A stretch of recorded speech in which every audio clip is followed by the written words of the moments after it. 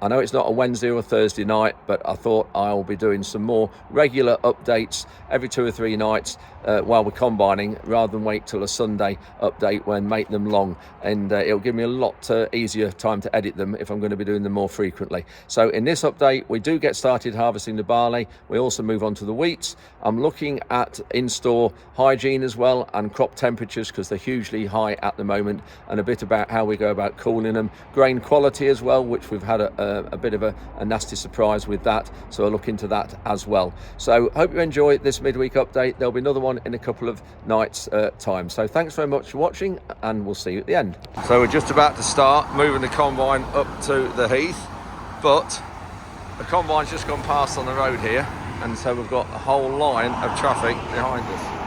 Got to wait for all this to clear, which could be a few minutes. So all this traffic behind us is because that combine has just come down the bypass on the A17. Well, it's a local farmer who lives and works in the village and around the village, and we've had somebody in the village say report the farmers who use the village, because there's a 7.5 ton weight limit through the middle of the village. But I was on the parish council when this was put through, and agricultural vehicles were exempt.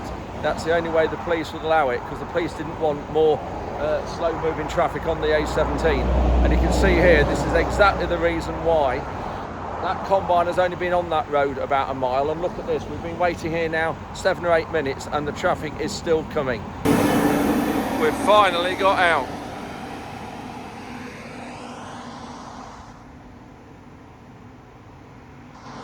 We always move the header trailer with the Manitou rather than have it on the back of the combine. With the traffic so bad at the minute, as you've just seen, it's just a lot easier manoeuvring with this as well. So first time this season putting the header on, just hooks underneath there.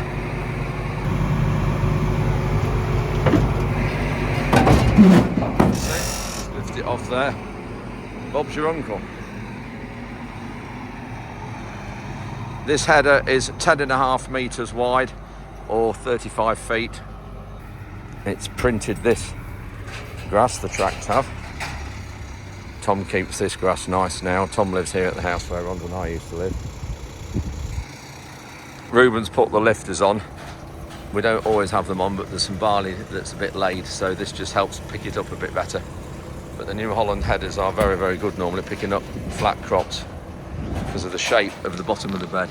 Just need to lower the lateral float doors, as we call them, or the sensors. There's one here, one in the middle and one at the other side, and this alters the header and the levelness of it when you're combining. That drops down, and then it's all linked there with a potentiometer. Then as this follows up and down like that, and then it alters the angle of the header in relation to the ground if the ground's not level. That's this other one this side. You can see the one in the middle, and then just see the one on the far side. So first breed of this year, which is great. When I say breed, I mean the first run of the combine.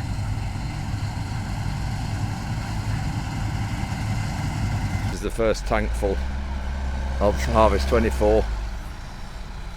Just the problem when you're putting the straw in trails for baling, when you get full halfway down the field and can't make it to the corner like Ruben's done here, you've got to then cut out and go and make another trail there, and it's just awkward when the trail's at an angle back there when it comes on the second time round and the header's in the straw. A bit difficult to explain, but yeah, it just doesn't make it quite so easy as when it's chopped and all the straw's really low. You can go where you like and it doesn't affect anything.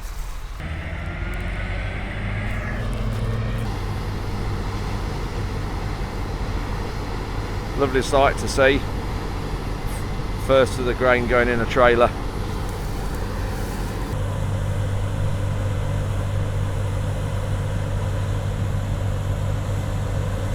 Nice field of barley, this 50 acres roughly, and this is the field that we planted with a weaving sabre tine we had on demonstration last early March. Regular viewers might remember, and that's the drill we've actually bought. We've got one coming in a couple of weeks.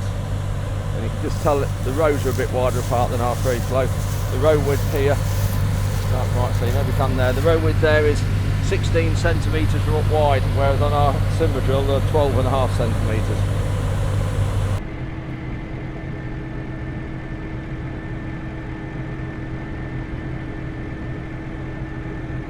So we're tipping up at the rented farm. We're storing the barley here. Not a bad shed here. One traction trailer keeps the combine running because it's so close to all the fields are so close to the yard. So put a sample in the bag here and then just test the moisture.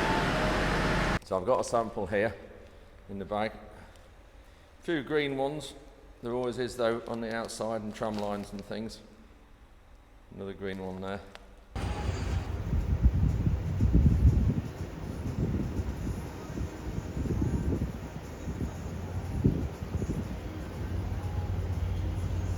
This is a third trailer load, and I've just got a little sample from each trailer load, put in the bucket, just get a cup full, and then we'll put them all together and then make one sample, or maybe we'll get 2 or 3 sample bags from each field and then send them away to be tested to see what the quality is like.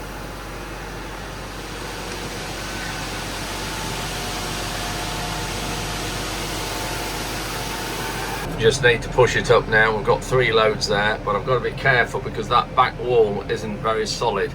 It was an old double door, big high wooden double door years ago, and we just bricked it up, but we didn't put enough strengthening pillars at the back of it, and it does move a little bit, so we have to be very careful and not push up too high.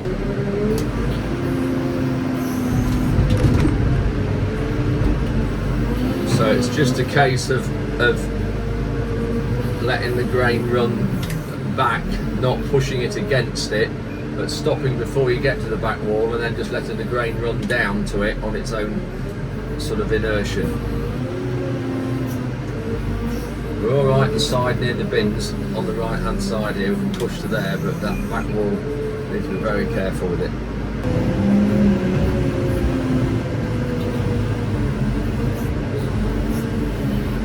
So just looking at these fields with the trails of straw, the thing with this New Holland combine, it leaves the straw in a very narrow band and quite tall, but it's perfect for baling. And one thing, when you are combine driving and you are putting a row of straw in a trail, the minute you come out the end, you don't want to be swinging, you're turning your steering wheel to turn around for the next breed, because the end of the straw will have a big S shaped and it makes it very awkward for baling drivers. Because what we need to remember is that the combine is the last operation of 1 year, but it's also the first operation of the next, because how this combine leaves it will have an impact on the balers when they come to bale it, on us cultivating it and everything. So the combine is a really important job. And you'll see here when Ruben comes out, he'll slow down rather, and then he won't turn until the combine has emptied of straw. Not out my window because the wind's blowing this way. You'll see there he nearly stops, goes slow, combine empties the straw before he turns his wheel. There you go. And then it means the straw has stopped there and it's not littered it all over the ends. It leaves the ends really neat.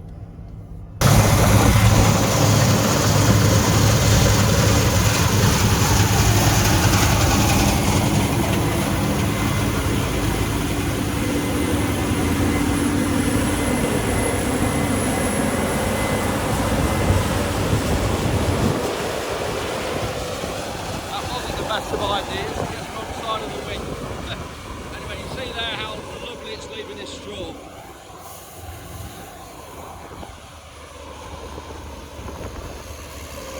Tom's going alongside now to empty. This is the only snag. We haven't got a long enough spout on the combine because the tractor, the left hand wheel, has to run on the trail of straw, so it just runs it down a bit. It doesn't help the baling operation.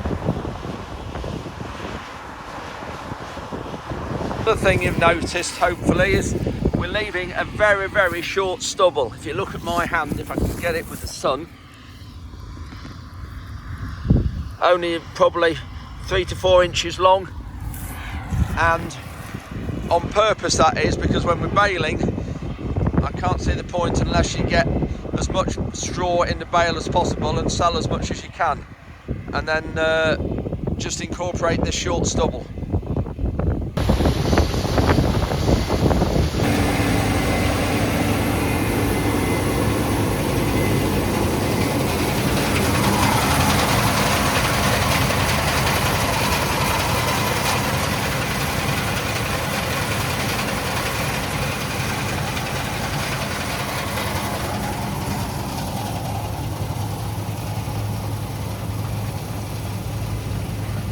I've just come around the back of the shed where the barley is stored, and you can just hear two little fans going.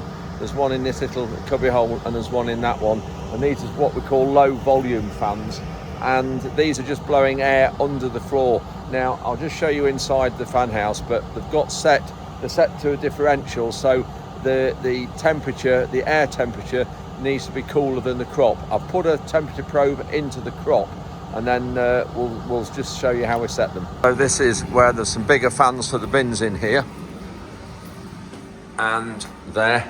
Now this is the little monitor that we've got for the crop. So at the minute the C is the crop, so the barley is 27.4 degrees and the outside air is 18.5. So I'll just run through here. Target is 5 degrees. Well, it won't get down to that because this crop will be going in October. Target 5, difference 6. So what that means is there that the fan won't come on unless the difference between the crop and the outside air is 6 degrees. Well, at the minute you can see it's 9 or somewhere around there, so it's easily on at the minute, so we're fine with that. And then difference 6, I've got fan run, I've just zeroed that, so when the crop goes, we'll come back here and keep monitoring this and then see how many hours this fan is the fans are running, and with the cost of electricity we can work out how much it costs to cool this crop. I'm not going to go back up the top of the heap because it fills my boots with barley, but there's a probe halfway back to that wall, and the probe's about 2 meters long with a temperature sensor at the bottom of it, so it's right in the middle of the heap here, and it will drop down 2 meters into the heap, so it will get the hottest part of the heap. That forklift attachment that Ruben and Tom converted from a bale grab into moving trail machinery has proven its worth. I've just come to Farrell's again. Fantastic support we get from them just down the road. We have got gear trouble with our Fast Track 2170. We've got electric gear issues that we can't select reverse on some situations. We've had a couple of people look at it. We've got someone else coming this week, but we've had a lot of time delays, people saying they're coming and don't come. Anyway, so that's left us now that we've got a tractor short on a grain trailer. So thanks to Farrell's for the use of this 6155R. We're hiring it for a few days from them, so thank you, Kev at Farrell's Newark and Farrell's. Great support as always. It's Tuesday morning, just started the wheat. You can see we're putting it in trails as well, ready to bale. Nice and fit crop, a little bit thin here, but it's after oats, so it shouldn't be too bad for yield on the light land again.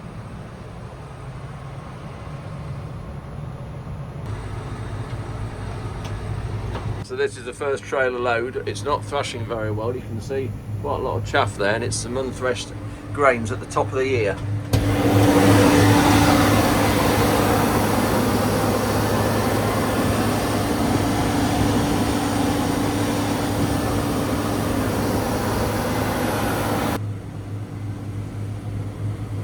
Got some trial plots to do, and that's some trials that we applied some nitrogen and sulfur at different amounts in the spring, so we're going to be combining those, and that will be one combine breed down the field, 35 feet, but the problem is we've got to come down here to the main farm to weigh it, so there'll only be probably 1.5 tons, maybe 2 tons in the trailer, and then we've got to weigh it. So we're going to use this smaller trailer on one of the tractors, and then Tom will carry on with one of the bigger trailers. But the other big trailer is going to be left at the field edge, and then when we're backwards and forwards with this trailer and the other big one weighing the small amounts, Ruben can just nip across and combine some of the other areas without the trials and tip it into the trailer that stood on the edge of the field. That's what we're going to do. So because of the rain, there's been some water in here, so I've just tipped it, lifting it up with a Manitou just to let the water run out.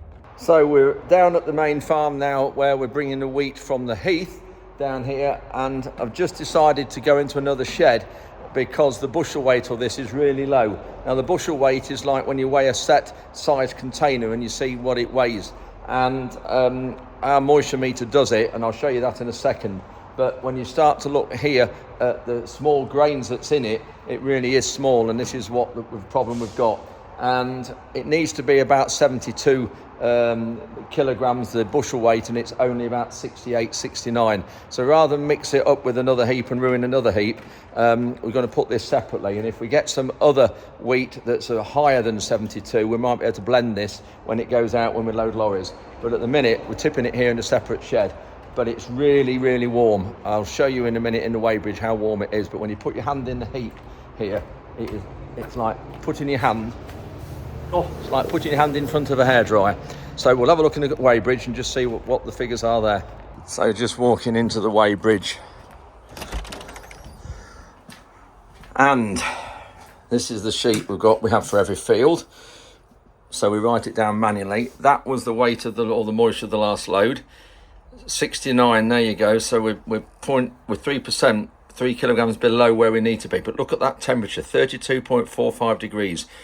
And to keep that long term, we need to cool it down to 10 degrees, or ideally down to 5. And looking at the sheets here, this is the weight of every trailer load that's come in. So not big trailers, and that's because of this bushel weight is low. If that was high, if that was 72 or 74, even 76 we get some years, that would be up to 18, 19 tons. And then you can see the temperature of all the loads here. So we keep this, and then when we go into the shed in a week's time, we keep checking everything. We know what it started off at and we know where we are and if it's changing for the changing for the good rather than going the other way. Just touching on the yield of the 2 fields of barley and the wheat that we've just started.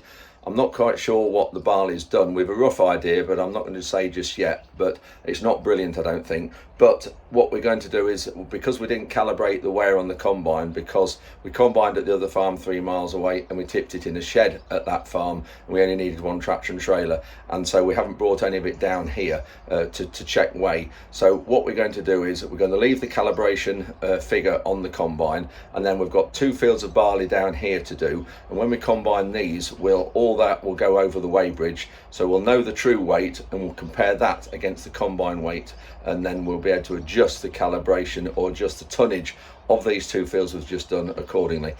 Looking at the wheat, again, because of the low bushel weight you've just seen, the wheat's not startling either. I think we're probably around about 8 tonnes a hectare, which is 3¼ tonnes per acre. I know it's on the light land, and that will normally stand the rain, but the most important thing here is we've got these trials we're doing, and I'll touch on those in the update in a couple of days' time. I think we're going to get some really, really fascinating results. So we'll make that do for this update, and thanks very much for watching, and I hope that you're going to like these little short ones throughout the week, every 2 or 3 nights while we're combining. Just keep you up to date better rather than have long ones, and it'll be easier for me not doing so much editing at the weekend. Anyway, thanks very much for watching, and we'll see you in a couple of days' time.